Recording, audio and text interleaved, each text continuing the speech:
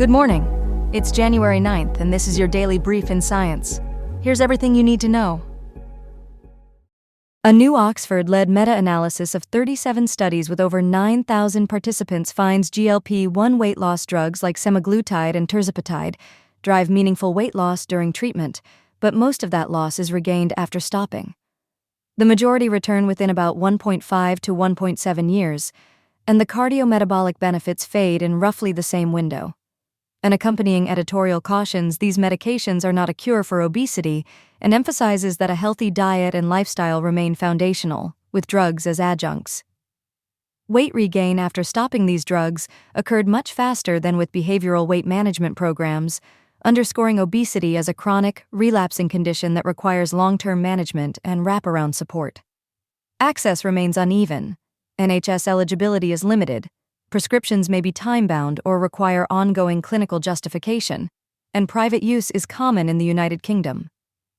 Official voices stress that these drugs are valuable tools but must be paired with long-term lifestyle and behavioral support rather than viewed as a magic fix. Experts warn that real-world long-term effects need more research and that trial findings may not fully reflect everyday use. Costs could fall in the future as patents expire and cheaper oral versions arise, but the transition will take years, prompting evaluation of NHS value and fair access. Most users pay privately, roughly £120 to £150 per month, yet more than half discontinue within a year due to cost, raising questions about long-term affordability and value.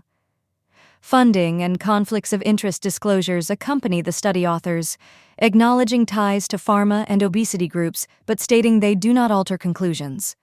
Editorials highlight potential biases, extrapolation limits beyond follow-up, and the distinction between observed results and model projections.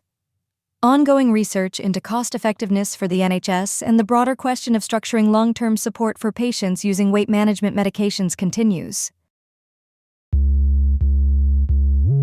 A new international analysis shows Earth's oceans stored more heat in 2025 than any year in modern measurements, reaching 23 zettajoules.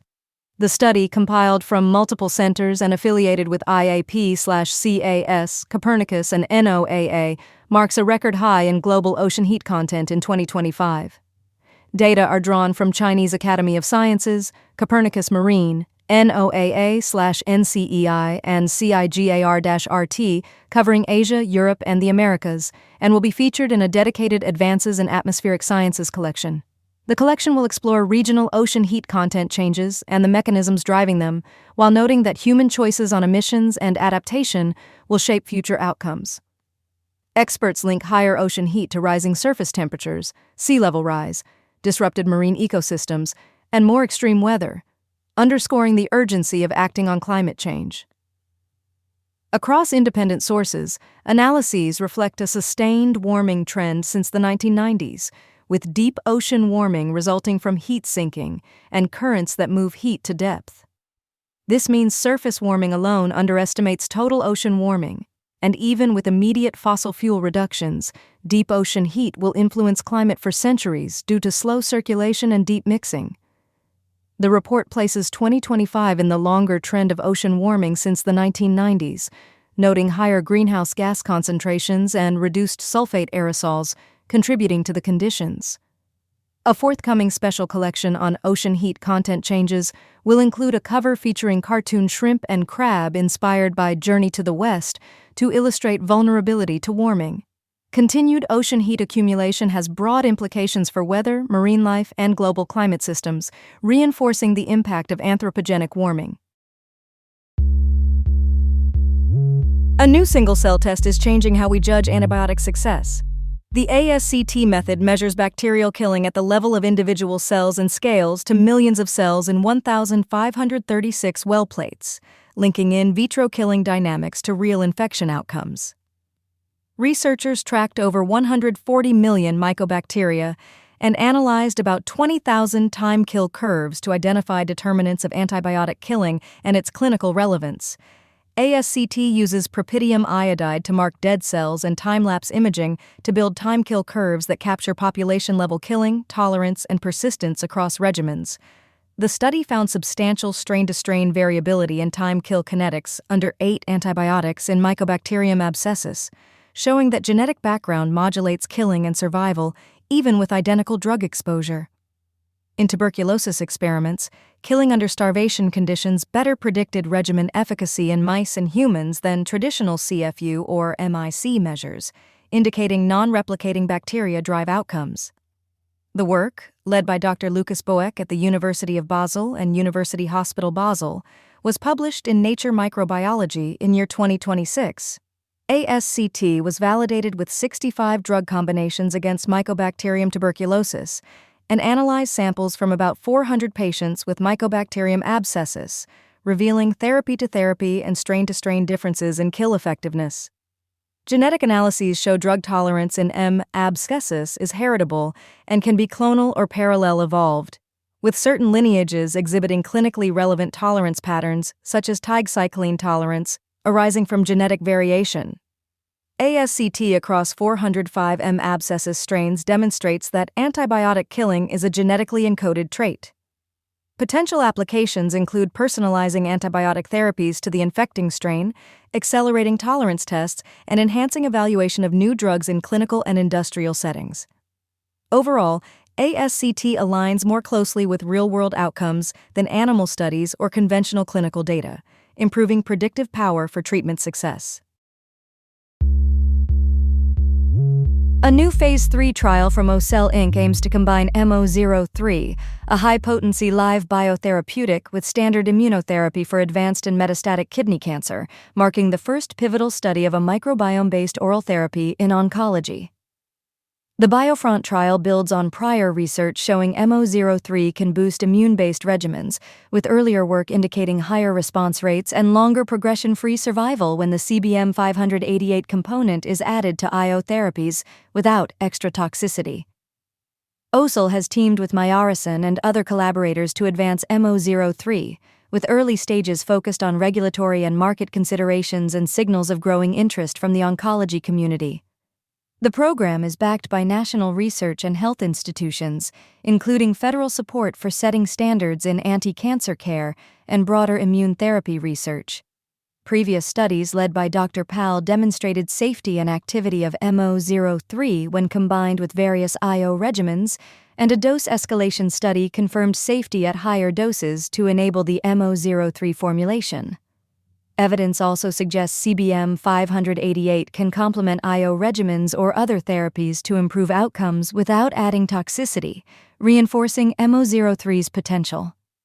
The BioFront trial is led by Pedro C. Barata at University Hospital's Seidman Cancer Center, with Olka Vaishampayan and Sumanta K. Pal as co-PIs, and is supported by NCI-NIH funding.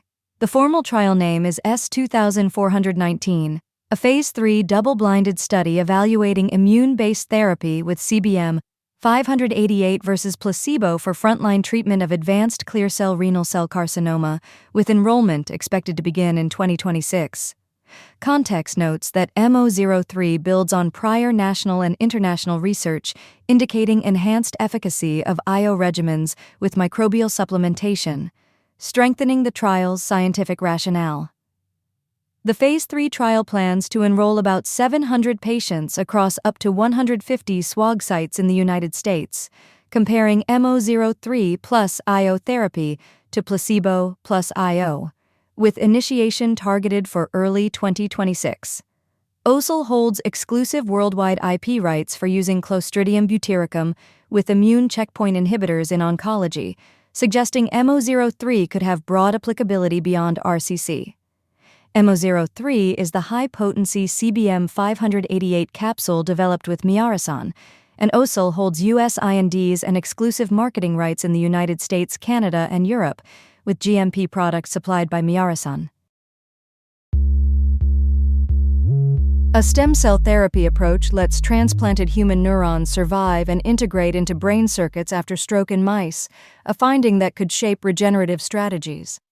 Sanford Burnham Prebys and Duke NUS researchers used small molecules and structural proteins to shield transplanted cells from the hostile post-stroke environment, supporting survival and growth into damaged regions. After transplantation, the neurons are able to navigate to correct targets in the mature, injured brain, addressing a major hurdle in neural regeneration. Machine learning classified neuron subtypes and predicted their projections, providing a framework to select cell types for targeted circuit reconstruction. The study, funded by the National Medical Research Council of Singapore and Duke NUS Medical School, was led by Su-Chun Zhang and Jifu Wang, with senior authorship shared with Danyu Zheng. DOI 10.1016/J.STEM.2025.12.008.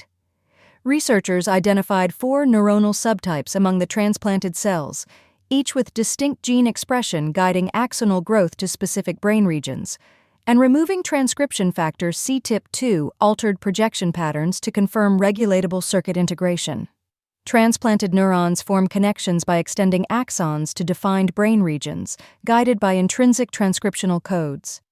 Single-nucleus RNA sequencing and barcoded retrograde tracing revealed these patterns. Transcription factors, notably TIP2, influence projection patterns, indicating that tweaking neuronal subtypes can steer circuit reconstruction toward desired pathways. Findings suggest that selecting the right neuronal subtypes could enable targeted restoration of damaged circuits in stroke patients, marking a significant advance for regenerative brain therapies. The study underscores that using the right neuronal cell types is crucial for targeted circuit repair, signaling promise for regenerative medicine in neurological conditions. Overall, the approach points to a promising strategy for treating neurological diseases by promoting regeneration and neural transplantation, with potential implications for stroke recovery and broader neurodegenerative conditions. This has been your daily brief in science.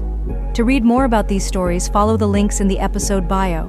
You can also subscribe to these updates via email at www.brief.news. For more daily podcasts about the topics you love, visit brief.news/podcasts. We'll be back Monday with everything you need to know.